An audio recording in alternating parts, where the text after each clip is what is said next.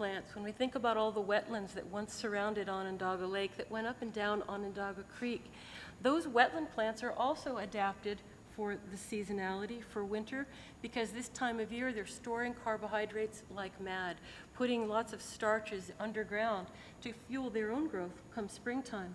But that also feeds people and waterfowl and wildlife. So what we see is that throughout the seasons, there was an abundance of resources that were provided by all of the other beings with whom human beings share this place. And you can just see in this brief diagram some of the abundance. And a diagram like this also gives us a sense of the richness of species, because when we're trying to think about how to restore ecosystems, we want to know who are the players, what are the species that should be here, and their relationship with humankind, their generosity to humankind, tells us something about their role in the land that we might restore. But let's think of other sources of abundance. We said there are the sources of abundance that are the gifts of the physical land. But some of the abundance, in fact, much of the abundance that the settlers encountered here was not due to nature alone, but it was due to indigenous land management and stewardship.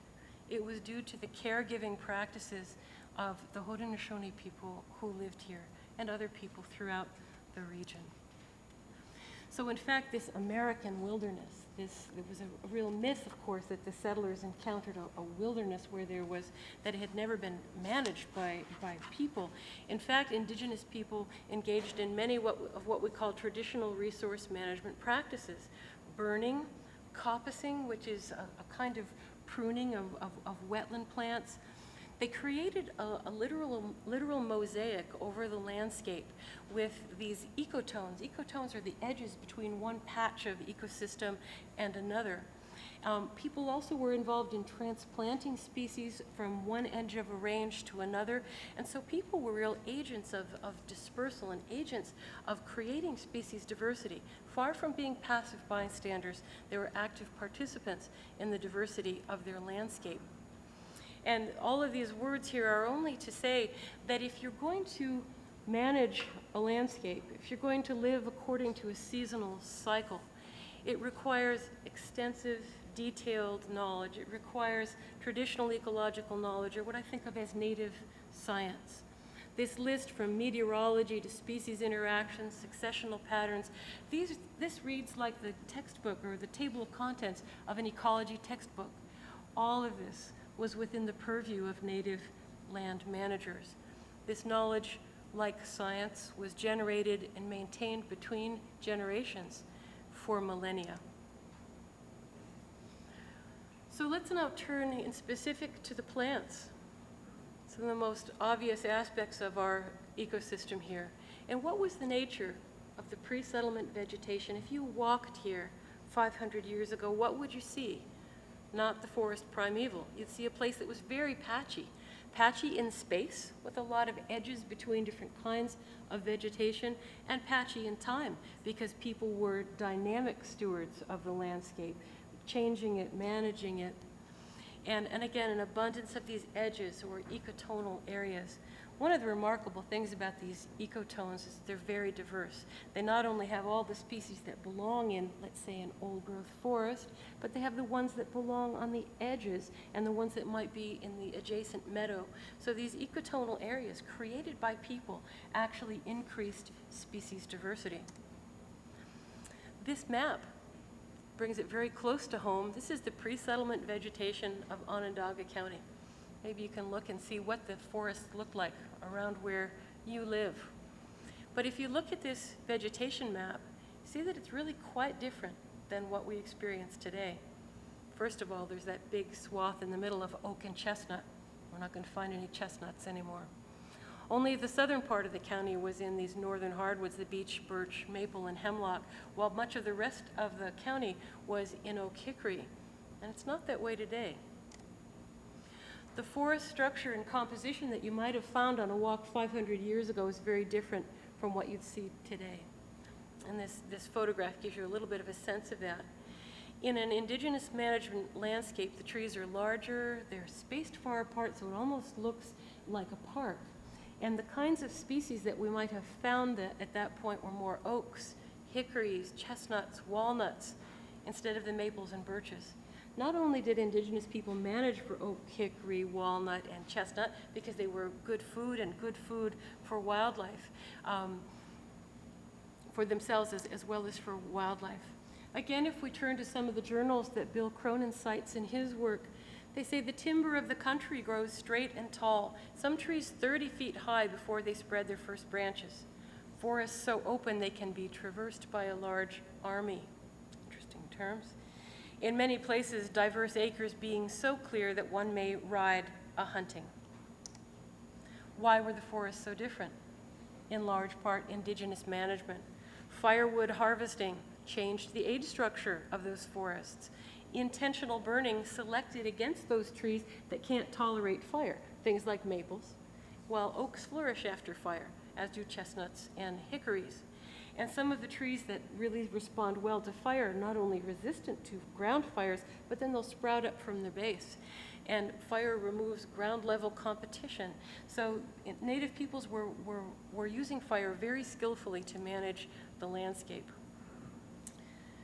Thomas Morton in 1640, the salvages are accustomed to set fire to the country in all places that they come and burn it twice a year, in the spring and in the fall. And so that really produced a whole mosaic of resources by human activity. And again, the diversity of ecosystems that was produced was remarkable. In much of the literature, it tells us about all these berries that were produced in what were called berry barrens. Again, a product of indigenous fire management. And berries would come up under the trees like this.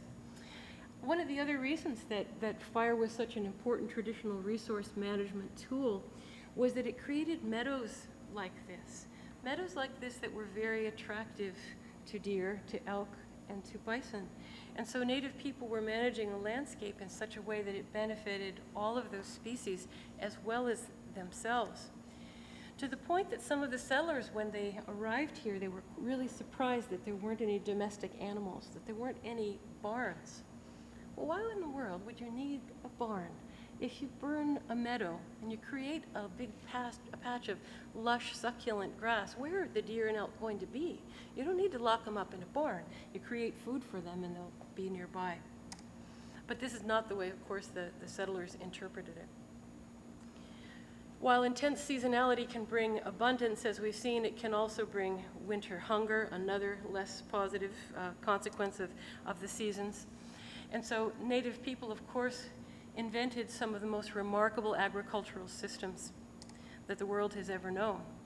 Fire, again, was used to clear for agriculture, and there were very large agricultural clearings created surrounding the villages. And just a word about Three Sisters agriculture, just a wonderful polyculture of corns, beans, and squashes, many of you know, where these three plants work together to support each other. Other crops, peaches, sunflowers, tobacco, were also grown here. Haudenosaunee agriculture supported large concentrations of people in very large villages, and this is what, of course, the settlers were responding to. And sadly enough, we know about some of the crops that were grown here by the records of the Sullivan campaign that documented just how many bushels of corn and acres of orchard they burned. And so what we see by these examples, by looking back into the cultural and natural history of the landscape, we really see that the land, the plants, the wildlife, the waterfowl provided all the material needs and the spiritual needs for maintaining life. So all of this abundance was created by caring for land. So a mosaic of landscape benefited people, plants, wildlife, water, and air. And what we see about all these relationships, where human beings are active participants as stewards of the ecosystem, not sitting by. The good of one is linked to the good of all of the others, is what traditional resource management reminds us. If we look at our ecosystems today, just in terms of the biology of the system, there are a lot of missing pieces. Those doves that blacked out the sky, that where the passenger pigeons are gone. Heath hens used to be here, they're gone. Wolves largely gone, lynx largely gone. The moose starting to make a comeback. But there are a lot of missing pieces from this mosaic of ecosystem diversity. If we look at the trees, the American elm, which was so important in the culture of peoples here for longhouses and so forth, gone. The majestic chestnuts, gone. A lot of the traditional medicine plants, endangered. While many of our species were lost, others were added. Exotic species like purple loosestrife, garlic mustard, zebra mussels, lampreys, lots more of them. We've changed our neighbors.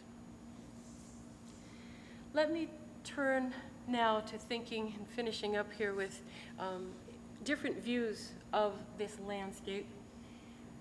Land as sustainer of life might have been the way that the native people looked at it this way, as opposed to the folks who came here, viewed land as property, as a source of wealth and belonging. It's important to remember that George Washington was a surveyor. His early training was viewing land as property.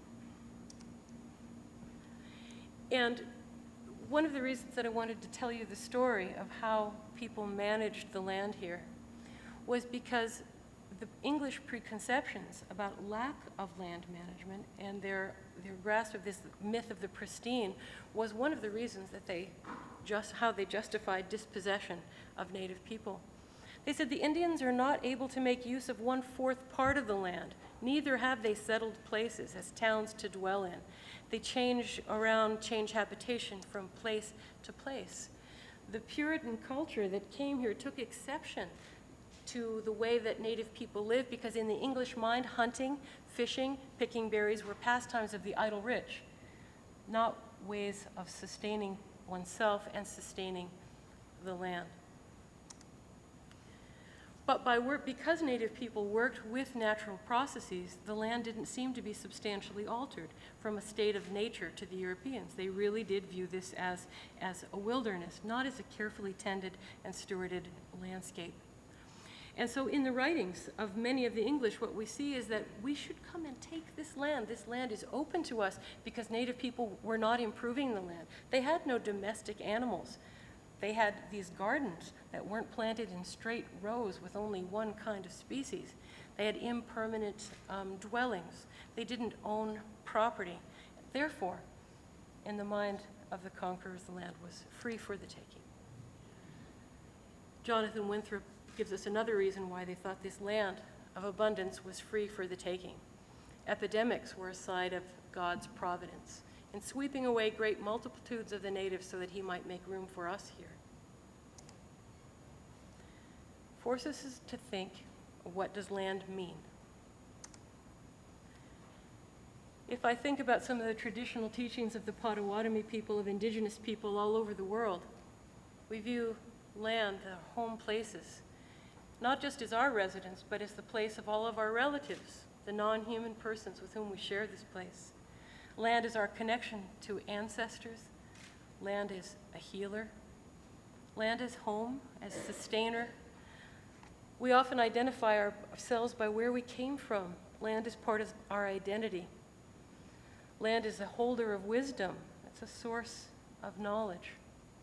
Land is our moral responsibility. And to these indigenous concepts of land, we add the new ideas. Land as capital and land as property. So how do we view the land and the relationships that we want to make in this place as we heal and restore? Should land be a source of belongings, or should land be a source of belonging? When the Onondaga Land Rights Action speaks of restoration and healing, what all this involved? Yes, healing the ecosystem, trying to return it to some aspects of the reference ecosystem which we've just painted. But oftentimes, it seems to me that it's not the land that's broken. It's our relationship to it. It's a broken relationship that got us to the place that we are today. And so the theme that I've tried to develop here is to understand where abundance comes from as we try to envision it for ourselves. And I think some of the lessons of traditional knowledge are that abundance flows when we've met our responsibilities to land, when we are again active participants and stewards in the landscape.